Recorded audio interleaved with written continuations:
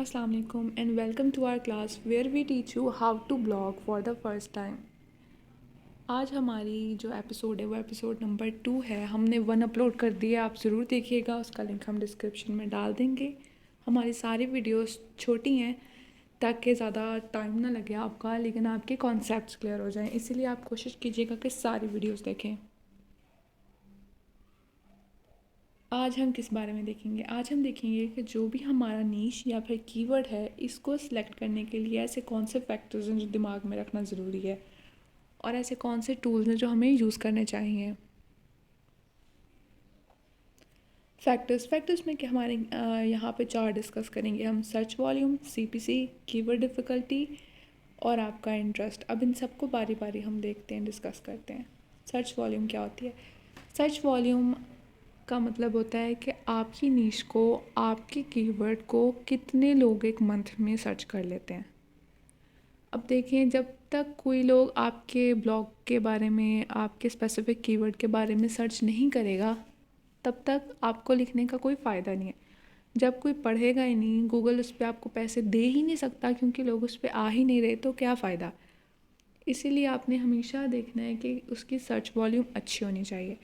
Blogging start करने से पहले ज़्यादातर तो यूएस से होता है, लेकिन आप अपने हिसाब से कंट्री सेलेक्ट करते हैं जिसकी ऑडियंस को आपने टारगेट करना होता है।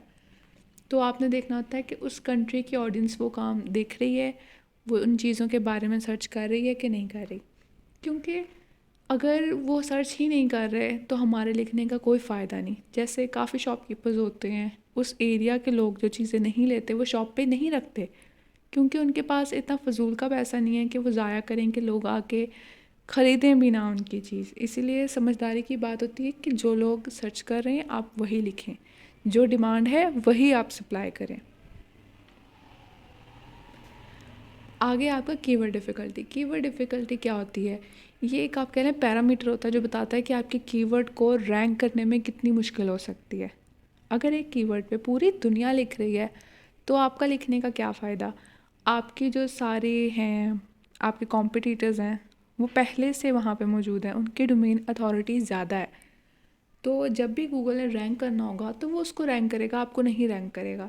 इसलिए अगर आपको लगता है कि आप लिख सकते हो और रैंक करवा सकते हो, फिर आपने थोड़ी कीवर्ड डिफ़िकल्टी वाले चूज़ करने, क्योंकि स्टार्टिंग में आपकी अथॉरिटी बिल्ड हो। और वैसे भी हम सारे शुरू में प्रो नहीं होते, हम लिखते हैं, फिर बाद में हमें पता चलता है कि क्या चीज़ चल रही है, क्या नहीं चल रही, उसके हिसाब से हम कीवर्ड डिफ़िकल्टी को बाद में बढ़ा सकते हैं, लेकिन शुरू में हमेशा आप इसको थोड़ा ही रखें। फिर हमारा आता है सीपीसी, कॉस्ट पर क्लिक। इसके नाम से ही पता चलता है कि जितनी हमारे पास क्लिक्स आएंगी उतनी गूगल हमें पेमेंट देगा। ये पर वो नहीं होता, पर क्लिक पैसे नहीं मिलते, लेकिन आप इसमें ऐसे कर सकते हो, एक स्पेसिफिक फार्मूला वो पुट करके आपको उतने पैसे मिलते हैं। अब जैसे कि हमने पहले देखा कि 100 लोग अगर एक चीज़ को सर्च कर रहे हैं तो ज़रूरी नहीं है कि 100 लोग आपके ही ब्लॉग पर आएंगे। आपके कॉम्पिटिटर्स हैं वहाँ, वो वहाँ भी जा सकते हैं, जिसकी मतलब उनको लगेगा कि ये बेहतर है, वो वहाँ चले जाएंगे आपकी डिस्क्रिप्शन पढ़ के, आपका टाइटल पढ़ के। तो आपने आप ऐसा कीवर्ड चूज़ करना है जिसका सीपीसी ज़्यादा हो, ताकि अगर थोड़े लोग भी आपके पास आए ना, आपको पैसे मुनासिब मिल जाएं। अगर आपको लगता है कि एक कीवर्ड है जिस पे तो बहुत सारे लोग आएंगे, उसका सीपीसी अगर थोड़ा भी हो तो मैनेज हो जाएगा। लेकिन अगर एक डिफ़िकल्ट कीवर्ड है जिस पे ज़्यादा लोग, जिसका सीपीसी अच्छा है, सर्च वॉल्यूम अच्छा है, लेकिन उसका आपको लगता है कि लोग इस पे नहीं आ सकते, ज़्यादा नहीं आ पाएंगे, तो सीपीसी ज़्यादा होने से आपको फ़ायदा इस बात का होगा कि थोड़े आने के बाद भी आपको पैसे मिल सकते हैं। मतलब जितने लोग उतने पैसे, और कितने पैसे ये सीपीसी बताएगा। इसलिए जब भी आपने कोई कीवर्ड चूज़ करना है उसका सीपीसी कोशिश करेंगे ज़्यादा हो। फिर बात आती है आपके इंटरेस्ट की। हमारी ब्लॉगिंग देख लें, हमारा यूट्यूब देख लें, जब तक आपका इसमें इंटरेस्ट नहीं होगा आप इसमें काम नहीं कर सकते, क्योंकि दोनों चीज़ें लॉन्ग टर्म चलाने के लिए है। ये ऐसे नहीं है कि आपने आज किया तो कल ख़त्म कर दिया, क्योंकि कल तक स्टार्ट ही नहीं होगा तो आप ख़त्म कैसे करेंगे। इसीलिए अगर आप चाहते हैं कि बिना बोर हुए आप अपना काम कंटिन्यू कर सकें तो आपने अपने इंटरेस्ट की चीज़ चूज़ करनी है। और इसमें ये भी होता है कि जब आपका इंटरेस्ट होता है किसी चीज़ में तो आप उसके बारे में ज़्यादा अच्छे से लिख सकते हो, अच्छे से बता सकते हो। इस तरह अगले पढ़ने वाले को भी फ़ायदा होता है और गूगल को भी पता चल जाता है कि इसको आता है, इसको हम यूज़ कर सकते हैं। अब हम बात करते हैं ये चीज़ें मेजर करने के लिए ऐसे कौन से टूल्स हैं जो हम आजकल यूज़ करते हैं। हम सैमरश यूज़ कर सकते हैं, एचरफ्स यूज़ कर सकते हैं, गूगल कीवर्ड प्लानर। जो सैमरश है ये होता पेड है और ये सबसे बेस्ट है। ये आपको सीपीसी, आपको ट्रेंड, आपको हर चीज़ एक ही जगह पे बता देता है। आपको उनके क्लस्टर बना देता है, उनकी ग्रुपिंग भी कर देता है कि एक कीवर्ड के अंदर कितने आप यूज़ कर सकते हो, एक पोस्ट में कितना क्या मटेरियल डाल सकते हैं, सब बता देता है आपको। लेकिन ये थोड़ा एक्सपेंसिव होता है। इसका फ्री में वर्जन में ये होता है कि आप टोटल 10 क्लिक्स कर सकते हो। मतलब आप कोई चीज़ 10 दफ़ा सर्च कर ली या आपने 10 दफ़ा उसकी डिटेल निकाली, लेकिन एक दिन में इससे ज़्यादा नहीं कर सकते। फिर अगर आपने कुछ ज़्यादा काम करना है तो आपको अगले दिन आना पड़ेगा।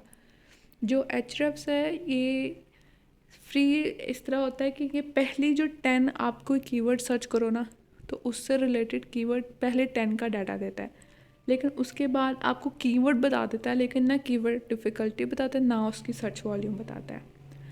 और जो गूगल कीवर्ड प्लानर है ये तो फुल फ्री है, आप जितना मर्ज़ी इसको दिन में यूज़ करें और जो मर्ज़ी सर्च करें। लेकिन इसमें ये एक बात है कि आपको सीपीसी नहीं बताता, ये आपको सर्च वॉल्यूम बता देता है और ये आपको बता देता है कीवर्ड डिफ़िकल्टी। तो जब हम स्टार्ट करते हैं तो हमें कोशिश करनी चाहिए कि हम फ्री से ही स्टार्ट करें, क्योंकि अभी हमने इतना पैसा लगाया नहीं होता। लेकिन अगर आपने आगे जाना है ना, अगर आप चाहते हैं और आप इस काम को लेके चलाना चाहते हैं तो आपको सैमरश यूज़ करना ज़रूरी है। सैमरश आपकी बहुत हेल्प कर सकता है। अब हम नेक्स्ट क्लास में इंशाल्लाह आगे आपको बताएंगे कि आपने किन किन चीज़ों के बारे में जानना है और क्या क्या यूज़ करनी है, कैसे यूज़ करनी है, वो फिर हम इंशाल्लाह आपको नेक्स्ट क्लास में बताएंगे। अभी के लिए बस इतना। Thank you so much for watching my video.